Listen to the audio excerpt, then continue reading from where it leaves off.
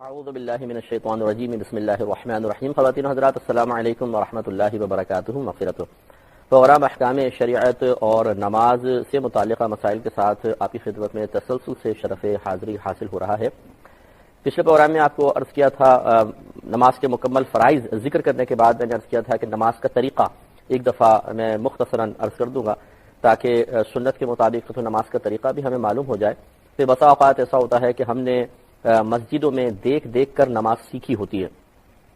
اکثر ایسی ہوتے ہیں کہ دیکھ کے نماز سیکھی ہوتی ہے یا کسی سے سیکھی تھی باقاعدہ, تو جیسے حافظ صاحب سے وہ قرآن پڑھتے ہوئے, تو اتنے کم عمری میں ہم بچوں کو عموماً قرآن پڑھاتے ہیں کہ اس وقت کی بہت سی باتیں جو انہوں نے سیکھی ہوتی ہیں اسے سیکھ تو وہ لیتے ہیں لیکن مکمل طور پہ سمجھ نہیں پاتے ہیں. تو ادھوری بات سمجھ میں آتی ہے, کچھ ذہن میں رہتا ہے کچھ نہیں رہتا, اور جیسے جیسے پھر عمر بڑھتی چلی جاتی ہے ویسے ویسے حافظے سے وہ بچپن کی چیزیں نکلنا شروع ہوتی ہیں. اگرچہ ہم اس کا تسلسل سے پریکٹیکل کر رہے ہوتے ہیں لیکن کچھ ہی عرصے بعد جب ذہن اور ہمارے پریکٹیکل میں ہم آہنگی باقی نہیں رہتی ہے تو پھر ذہن کے اندر سے چیز بالکل ختم ہو جاتی ہے, اور جو ہم پریکٹیکل کر رہے ہوتے ہیں وہ پھر ہمارے ذہن کے اندر نقش ہو. پہلے والی چیز نکل گئی, نئی چیز نقش ہو گئی, اور یہ نئی چیز بعض اوقات غلطی ہوتی ہے, یہ غلطی پر مشتمل کوئی عمل ہوتا ہے, اس کی ایک تصویر ذہن میں آ جاتی ہے اور ہم یہ گمان کرتے رہتے ہیں کہ یہ وہی تصویر ہے جو ہم نے بچپن میں اپنے ذہن میں نقش کی تھی, حالانکہ اس میں فرق ہوتا ہے. میں اس کو ایک اور اس طرح آپ کو بات سمجھاتا ہوں کہ جیسے تشہد بہت سارے لوگ بچپن میں پڑھ لیتے ہیں, سیکھ بھی لیتے ہیں, لیکن جیسے جیسے آگے بڑھتے چلے جاتے ہیں تو جو اس وقت حافظے میں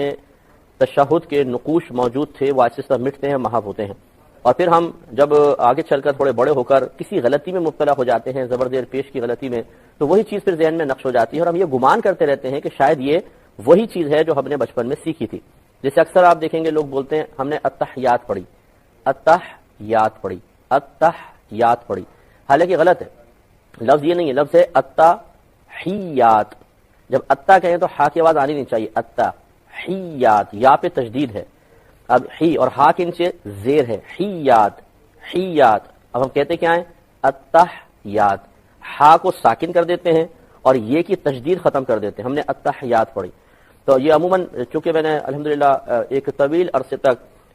خصوصاً بالغان کو ہم نے پڑھایا ہے, قرآن بھی میں نے پڑھایا اور ان کی نمازیں بھی درست کروائیں, بہت سارے لوگ ہمیں ملتے رہے. میری زندگی میں کوئی ایک بھی شخص ایسا نہیں آیا جس بالغ نے مجھے نماز پوری سنائی ہو. معذرت کے ساتھ عرض کرو, میں نہیں کہہ رہا ہوں کہ آپ جتنے سامنے بیٹھے ہوئے ہیں سب غلط نماز پڑھنے والے ہیں, معذاللہ ایسا نہیں کہنے کا مطلب ہے, بلکہ میں جو سمجھانا چاہ رہا ہوں میں آپ کو عرض کرتا ہوں کہ میرے سامنے آج تک کوئی ایسا شخص نہیں آیا جس نے 100% مجھے صحیح نماز سنا دی ہو, کہیں نہ کہیں غلطی, حتیٰ کہ ثنا پڑھتے ہوئے سبحانک اللہم کہتے ہیں, حالانکہ سبحانک اللہم, لا کو لمبا کھینچیں گے کیونکہ کھڑا زبر ہے اس میں, تھوڑا سا اس کو لمبا کریں, سبحانک اللہم اور کلاہم, لا اور لا لا لا لا لا فرق ہے. سبحانک اللہم, سبحانک اللہم, کلا یہ لام زبر لا بنے گا, اور کلا لام کھڑا زبر لا بنے گا. یہاں کھڑا زبر ہے, صرف زبر نہیں ہے, اور یہ مد, یہ الف مدہ وا مدہ یا مدہ کہلاتے ہیں, اور ان میں غلطی لحن جلی کہلاتی ہے. لحن جلی کا مطلب یہ ہے کہ زیادہ بڑی غلطی ہوتی ہے, اس میں بسا اوقات معانی کا فساد زیادہ ہو جاتا ہے, نماز تک ٹوٹ جاتی ہے. میں سبحانک اللہم کی بات نہیں کر رہا ہوں, اس سے نہیں ٹوٹتی ہے. اگر ہم قرآن پڑھیں اور اس کے اندر یہ ہم لحن جلی کر بیٹھیں تو بسا اوقات نماز کے فساد کا سبب بن سکتا ہے. یہ تو میں نے چند آپ کو مثالیں دی, پھر رکوع سجود کی تسبیحات پہ بھی آپ کو بتایا تھا. عموماً پڑھتے ہیں سبحان رب العظیم, سبحان رب العظیم, حالانکہ صحیح لفظ ہے سبحان ربی العظیم, سبحان ربی یل عظیم, سبحان ربی یل عظیم, یہ صحیح لفظ ہے, ربی یل عظیم, یہ کو لام سے ملاتے ہیں. اس طرح کی غلطیاں ہیں. پھر جو ہم نے سورتیں بچپن میں یاد کی ہوتی ہیں, جیسے قاری حضرات ہوتے ہیں, اگر ہم نے کسی سے پڑھا ہو تو 30ویں سپارے کی آخری چھوٹی چھوٹی سورہ وہ یاد کروا دیتے ہیں تاکہ بچے نماز میں پڑھ لیں. اس وقت کی یاد شدہ کو ہم سمجھتے ہیں کہ پوری زندگی کے لیے کافی ہے, حالانکہ ایسا نہیں ہے. یہ ہمیشہ یاد رکھیے گا, اگر آپ اپنے بچوں کو قرآن پڑھوا رہے ہیں, نماز سکھا رہے ہیں, سورتیں یاد کروا رہے ہیں, تو اس کی تجدید کتاب سے دیکھ کر کچھ عرصے تک تسلسل سے کرواتے رہیے گا. مثال کے طور پہ آپ بچے نے قرآن ختم کر لیا, نماز پوری سیکھ لی, صورتیں یاد کر لی, 1 سال بعد کتاب سے دوبارہ ان چیزوں کو آپ ان کو کہیں کہ ریپیٹ کریں کتاب میں دیکھ کر,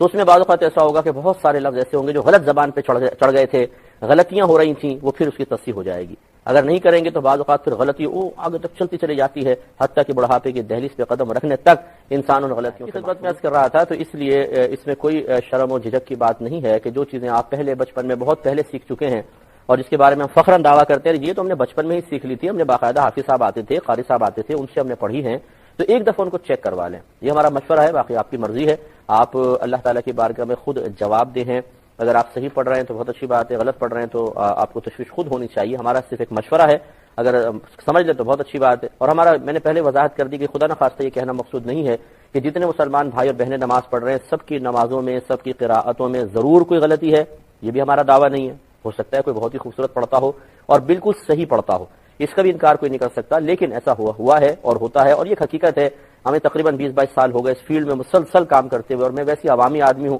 عوام میں بہت زیادہ رہتا ہوں، عوام کو بہت قریب سے دیکھتا ہوں، اس کے مسائل بہت قریب سے سمجھتا ہوں، اور ہم نے سب چیزیں جو عوام کی شرعی حاجات ہیں انہیں بہت ہی نزدیک سے دیکھا ہے، سمجھا ہے اور اصلاح کی کوشش بھی کی ہے. اس لیے میں کوئی ہوائی بات نہیں کروں گا، سنی سنائی بات نہیں کروں گا، بلکہ یہ تمہارے روزمرہ کے معمولات میں چیزیں شامل ہیں، اس لیے تھوڑی سی ہمت کر لیں بہتر ہے. اب دیکھیں، نماز سب سے پہلے نیت کا مسئلہ ہے کہ ہمارے بعض بھائی بہن سمجھتے ہیں، ویسے تو میں اس کی وضاحت نماز کی شرائط میں کر چکا ہوں، لیکن چونکہ ہم دوبارہ کر رہے ہیں تو میں سمجھا دیتا ہوں کہ نیت اصل میں دل کے پختہ ارادے کو کہتے ہیں. زبان سے نیت کرنا کوئی لازم و ضروری نہیں ہے. نبی کریم صلی اللہ علیہ وسلم کے دور مبارکہ میں، پھر تابعین، تبع تابعین وغیرہ کے دور میں اس طرح زبان سے نیت کرنے کا رواج تھا ہی نہیں. بس وہ ایسے آئے، دل میں نیت کو حاضر کیا اور اللہ اکبر، اسٹارٹ ہو گئی نماز. لیکن بعد میں جب فقہائے کرام نے لوگوں کی غفلت کو دیکھا اور پے در پہ یہ کوسچنز آئے، اکثر آنا شروع ہوئے کہ جی ہم آ کے کھڑے ہوئے اور بس ہم نے تکبیر لگا دی اور یہ یاد ہی نہیں رہا کہ ہم کون سی نماز پڑھ رہے ہیں، اور بڑی پریشانی ہوئی اب کیا حکم ہوگا. تو پھر یہ اس کو مستحب قرار دیا فقہاء نے کہ بہتر یہ ہے کہ آپ کے دل میں جو بھی نیت موجود ہے اسے زبان سے الفاظ کی شکل میں اتنی آواز سے کہہ لیں کہ آپ کے کان اپنی آواز کو سن لیں. اس کا فائدہ یہ ہوگا کہ دل کے اندر جو چیز موجود تھی، ایسا نہ ہو کہ تکبیر کے وقت وہ چیز غائب ہو، بلکہ جب آپ پڑھیں گے تو جب آپ پڑھ رہے ہیں تو دل پہ، زبان سے پڑھنے سے دل بھی حاضر ہوگا، توجہ بھی اس طرف ہوگی اور قلب میں موجود نیت محض نہیں ہوگی، اور اس نیت کا تکبیر تحریمہ کے ساتھ اتصال بھی ہو جائے گا. اس لیے یاد رکھیں، ضروری ہے کہ نیت دل میں حاضر ہو اور متصلاً ہم تکبیر لگائیں. ایسا نہیں ہے کہ آپ وضو خانے پہ نماز کی نیت کر لیں اور پھر آپ نے چلے گئے باہر کہیں دوستوں سے باتیں کر رہے ہیں اور پھر اچانک آپ کھڑے ہوئے اللہ اکبر کہہ دیا، اب یہ یاد ہی نہیں آ رہا کہ کیا پڑھ رہا ہوں اور کیا نہیں پڑھنا ہے، اور آپ نے سوچا بھی پہلے نیت کی تھی شاید وہی کافی ہوگی. ایسا نہیں ہے. ہاں، اگر دوبارہ حاضر ہوگی تو الگ بات ہے، اگر دوبارہ نیت حاضر نہیں ہوئی ہے تو اس وہ والی پہلی نیت کافی نہیں ہوگی. تو اس لیے آپ زبان سے کہہ سکتے ہیں کہ مثلا میں نیت کرتا ہوں 2 رکعت نماز فجر، 2 رکعت نماز فرض آج کی فجر کی. اگر آج نہ بھی کہیں تب بھی کافی ہے، آج کی فجر کی واسطہ اللہ تعالیٰ کے منہ میں قبلہ شریف کی طرف. اگر آپ امام کے ساتھ ہیں تو پیچھے اس امام کے، یہ بھی آپ کہہ سکتے ہیں. تو اس طرح آپ